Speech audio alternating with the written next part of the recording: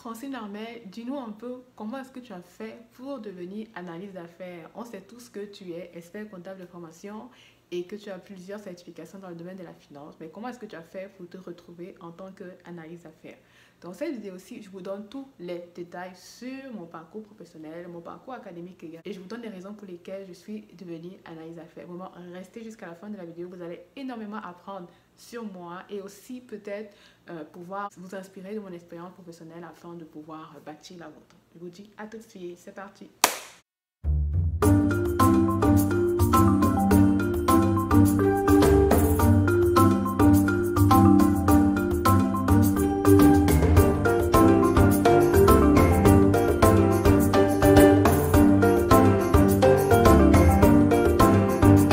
Bonjour à tous, j'espère que vous allez bien. Bienvenue sur ma chaîne, bienvenue sur Francine fait sa télé. C'est toujours un plaisir et un privilège de vous avoir.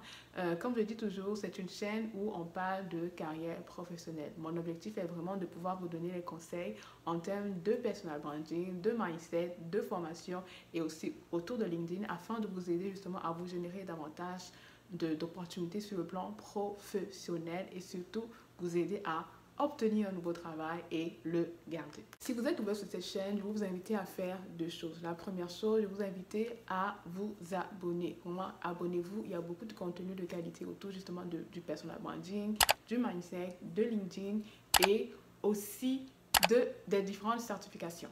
Et la deuxième chose, n'hésitez pas justement à cliquer sur le bouton de notification afin de ne manquer aucune de mes nouvelles vidéos. Donc, c'est parti avec la vidéo du jour. Aujourd'hui, je vais me livrer un peu pour expliquer quel est mon parcours professionnel, pourquoi est-ce que je suis devenue analyste d'affaires et aussi, je vais vous dire exactement si c'est un métier qui me plaît en fait à faire parce que ça fait déjà plusieurs années que je le pratique. Quand je comptais, ça fait peut-être 12 ans là. Donc 12 ans, c'est pas petit. Donc ouais, je vais vous donner un peu les raisons pour lesquelles justement j'ai commencé en tant qu'analyste d'affaires. Et voilà. Pour partir, la première chose qu'on va voir, c'est mon parcours académique. Mon parcours académique, comme je dis toujours, moi j'ai commencé à l'université dans une école de commerce en Afrique. Je suis camerounaise d'origine, dans une école de commerce en Afrique où j'ai étudié justement dans le domaine comptable, la comptabilité. C'était vraiment une maîtrise en comptabilité et finance. Il y avait beaucoup de comptabilité, beaucoup de finances d'entreprise. Et ensuite, j'ai voulu aller en France pour pouvoir justement acquérir des notions dans le domaine de la finance de marché. C'est ce que j'ai fait. J'ai pu intégrer une grande école de commerce, vraiment une belle école. Et je suis très reconnaissante pour le privilège que j'ai eu de pouvoir intégrer cette grande école-là qui a vraiment une bonne réputation. Donc, j'ai intégré cette école-là. Et puis, j'ai commencé justement à prendre des cours à la fois en finance de marché et en finance d'entreprise, mais beaucoup plus en finance de marché, parce que le désir de mon cœur, c'était vraiment de pouvoir acquérir davantage de connaissances dans le domaine de la finance de marché. Donc, c'est un peu ça. C'était en 2008 à peu près que j'ai intégré l'école et puis c'était très difficile à ce moment-là. Vous savez, en 2008, il y a eu la crise des subprimes, il y a eu le problème avec la Société Générale, le détournement de fonds. Donc c'était vraiment en France, c'était très difficile de pouvoir trouver en fait un stage. Donc j'ai pu trouver un stage et mon stage en fait c'était dans une grande banque d'investissement en France, vraiment une belle opportunité. Et à ce poste-là, ce que je faisais, c'est que c'était un poste à la fois de coordination. On utilisait un outil informatique et l'outil informatique, justement, à un moment, il a fallu faire évoluer cet outil informatique-là. Donc, comme j'étais la personne la plus junior de l'équipe, c'était moi, en fait, qui était chargée justement de pouvoir collecter les besoins des utilisateurs, donc collecter les besoins des autres membres de l'équipe par rapport à cet outil-là, de pouvoir justement rédiger, en fait, des spécifications que j'allais envoyer à l'équipe IT qui allait s'occuper de pouvoir justement faire les modifications sur l'outil. Et à la fin, j'ai fait des tests pour m'assurer que tout était conforme à ce que nous voulions par rapport à cette application-là. Et en fin de fin, j'ai réalisé un guide utilisateur. Ces missions que je viens de vous donner, ce n'étaient pas des tâches qui étaient prévues à l'avance dans le poste en fait que j'occupais. Mais comme vous savez, il y a parfois des opportunités en fait, ou bien des tâches qu'on fait qui ne sont pas forcément dans le descriptif du job, mais qui peuvent nous ouvrir d'autres portes. Et c'est justement ce qui s'est passé. Donc, je termine justement cette expérience professionnelle-là, je repars à l'école et après, il a fallu justement trouver un emploi. Et la grâce que j'ai eue, c'est que mon emploi, bon, c'est vrai que j'ai postulé un peu partout et c'était aussi une période où c'était aussi pas mal difficile de pouvoir trouver un emploi, surtout en tant qu'étranger, immigrant en France. Et donc, je ne sais pas si vous avez entendu un peu parler de la loi Claude Guéant à l'époque où c'était pas mal difficile de pouvoir s'intégrer en tant qu'immigré en France. Donc, ce que j'ai fait, c'est que j'ai postulé un peu partout. Et il y a une opportunité qui s'est ouverte en Belgique. Une opportunité qui s'est ouverte en Belgique. Ça concernait en fait un domaine justement un poste d'analyse d'affaires. Un poste d'analyse d'affaires dans le domaine du risque de crédit. Et or, en fait, moi, les atouts que j'avais dans ma poche, c'est qu'en dernière année, justement, de mon école de commerce en France, j'avais fait un cours qui s'appelait Gestion des risques financiers et assurantiels. Et j'avais fait mon mémoire de fin d'études, justement, sur la gestion des risques de crédit, particulièrement le taux de perte. Bon, j'aime énormément ce domaine-là, BAL 2, BAL 3, c'est mon dada. Je vais peut-être faire d'autres vidéos pour parler justement de tout ce qui est gestion du risque de crédit. On ne sait jamais, peut-être ça peut aider les personnes sur la plateforme. Donc, j'ai fait mon mémoire justement sur la gestion du risque de crédit. Ça veut dire que je maîtrisais justement le domaine de la gestion du risque de crédit, BAL 2, BAL 3, je maîtrisais ça. Et donc, c'est comme ça que justement, que, à la fois, l'expérience que j'ai eue justement à mon poste dans la banque d'investissement, que j'ai mentionné tantôt, c'est-à-dire la possibilité justement que j'ai eue de pouvoir toucher un peu à des tâches en tant qu'analyse d'affaires, plus, plus en fait l'expérience, en fait les connaissances vraiment solides que j'avais dans le domaine de la gestion du risque de crédit m'ont ouvert en fait ce poste-là en emploi indéterminé. Donc, j'ai commencé dans cette banque-là comme analyse d'affaires, en gestion du risque de crédit. Donc voilà, c'est comme ça que ça a commencé. Est-ce que j'avais prémédité cela? Non, pas du tout. C'était pas vraiment le poste d'analyse d'affaires, c'était pas vraiment le type de poste en fait que moi je visais au départ. Mais quand j'ai commencé à ce poste-là, j'ai tout de suite vu en fait l'opportunité que ce poste-là m'offrait de pouvoir avoir deux choses. La première chose, de pouvoir justement davantage développer encore mes compétences à la fois business, c'est-à-dire que développer justement, comme je vous parlais tantôt des capacités que j'avais en gestion de risque de crédit, j'ai davantage encore développé ces compétences-là. Et la deuxième chose, c'était justement la possibilité de pouvoir développer l'aspect technique, c'est-à-dire toutes les compétences en termes d'informatique, c'est-à-dire comment consulter une base de données, utiliser davantage de logiciels. J'ai utilisé par exemple à ce premier poste en tant qu'analyse à faire les applications telles que SQL, Business Object, et franchement, tous ces éléments-là m'ouvrent encore des portes aujourd'hui. Donc, c'est un peu comme ça que je suis tombée dans le métier d'analyste d'affaires. Ça, c'était pour mon début de carrière, je dirais, et mon premier emploi. Ensuite, ce qui s'est passé, c'est que j'ai travaillé après ça dans une ONBL, organisation à but non lucratif, et là-bas, j'occupais toujours un poste d'analyse d'affaires, mais plus dans le domaine des médias et de la communication. C'est-à-dire, c'était vraiment de se dire, OK, il y a un département au sein de cette ONBL-là qui a besoin de pouvoir communiquer sur ses activités, c'est savoir, OK, c'était vraiment aller récupérer aussi les besoins des responsables de ces départements-là et de pouvoir justement chercher des solutions. Vraiment, c'était vraiment un métier, un poste vraiment d'analyse d'affaires, mais plus dans le domaine des médias et de la communication. J'ai énormément apprécié ce poste-là parce que ça m'a donné aussi l'opportunité de pouvoir toucher à des outils toucher à des outils réseaux sociaux, c'est-à-dire que Facebook, beaucoup Facebook. J'ai même écrit un livre justement sur Facebook, sur comment est-ce qu'on peut faire en tant qu'entrepreneur pour vendre sur Facebook. C'est pour vous dire à quel point j'ai énormément aussi développé mes compétences en gestion des réseaux sociaux. Donc ça, c'est le deuxième aspect.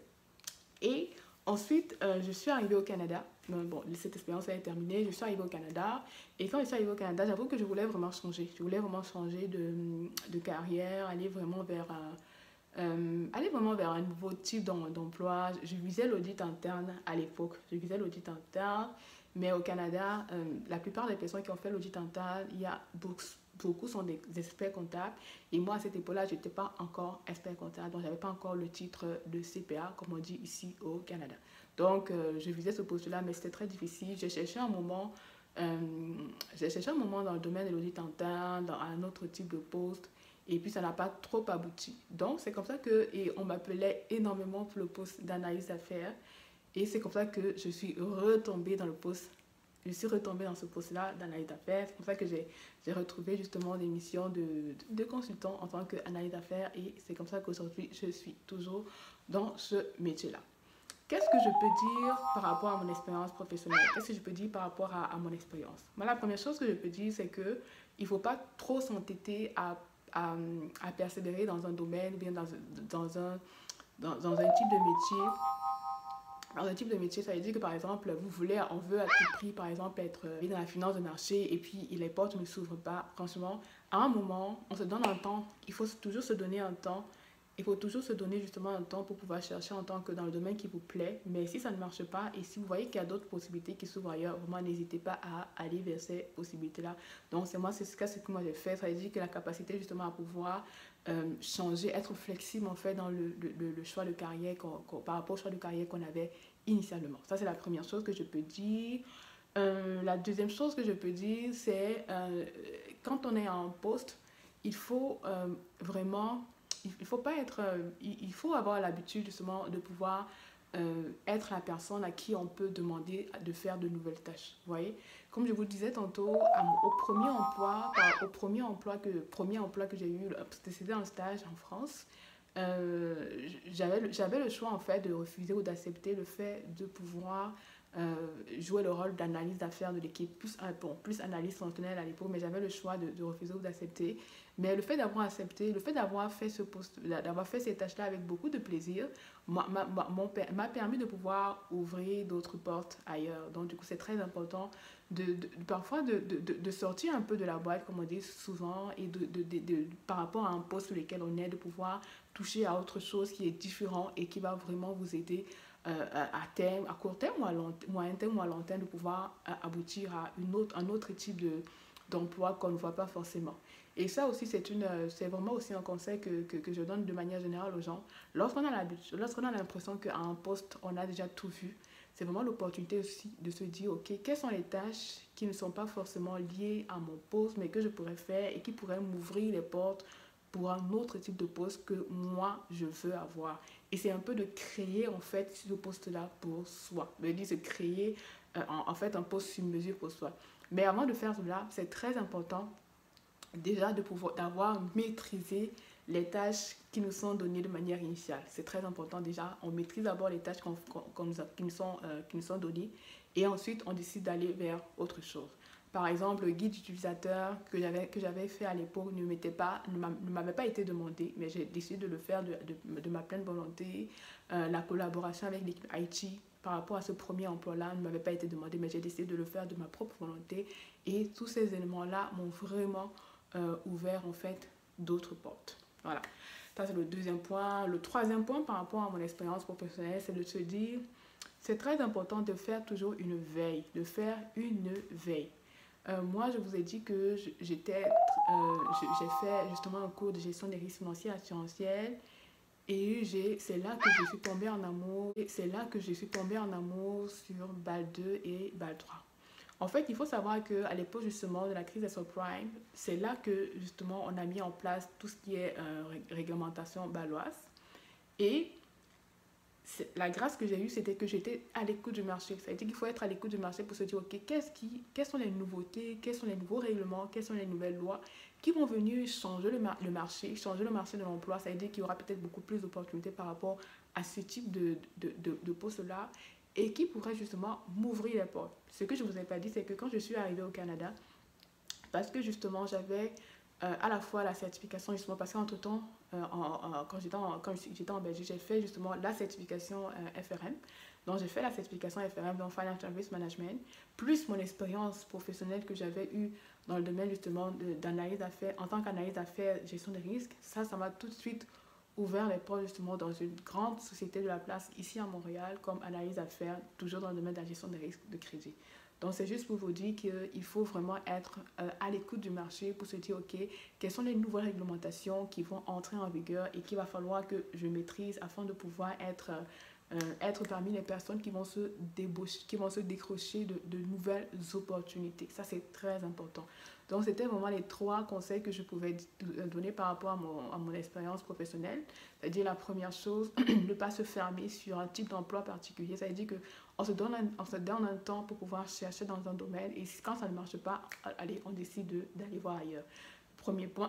Le deuxième point, lorsque nous sommes à un poste, ne vraiment pas hésiter à pouvoir faire d'autres types de tâches, en fait qui peuvent nous aider à pouvoir aller décrocher de nouvelles opportunités qui sont différentes de celles initiales sur lesquelles nous travaillons. Et le troisième conseil, c'était de se dire, ok, être à la veille, toujours veiller par rapport au marché, parce que le marché évolue, il y a des nouvelles lois qui rentrent en vigueur, il y a des nouveautés, et toutes ces nouveautés-là, il faut parfois aller les maîtriser en avance. Et lorsqu'on les maîtrise en avance, on a la chance qu'on aura toujours de belles opportunités. Parce que c'est très important de se dire que les postes, en fait, les métiers ne restent pas statiques, ils évoluent dans le temps et on doit sans cesse se former afin d'être vraiment, comme on dit, à la pointe de la technologie, à la pointe de l'information et pouvoir justement se décrocher de toujours de belles opportunités de carrière. Donc voilà, j'ai terminé avec cette vidéo-ci. Vous savez maintenant tout de moi, vous savez comment est-ce que j'ai fait pour devenir analyse affaires. Je vous ai donné en fait les raisons pour lesquelles je me suis lancée dans ce métier-là. Je vous ai dit que ce n'était pas vraiment le métier que j'avais prévu initialement, mais qu'aujourd'hui, je ne regrette pas du tout parce que ça me permet d'avoir la double compétence à la fois en termes de métier, c'est-à-dire de processus d'affaires, mais aussi en termes techniques. Voilà. Si vous avez aimé la vidéo, n'hésitez pas à liker, commenter, partager, vraiment partager, n'hésitez pas. Et si vous avez des questions par rapport à mon expérience professionnelle, si vous avez des points sur lesquels vous aimeriez que je revienne, vraiment n'hésitez pas à le faire dans la barre des commentaires, ça va me faire énormément plaisir. Et comme je dis toujours, n'hésitez pas, on like, on commente, on partage. Et dit à la prochaine pour de nouvelles vidéos de qualité sur Francine Pessateli. Merci.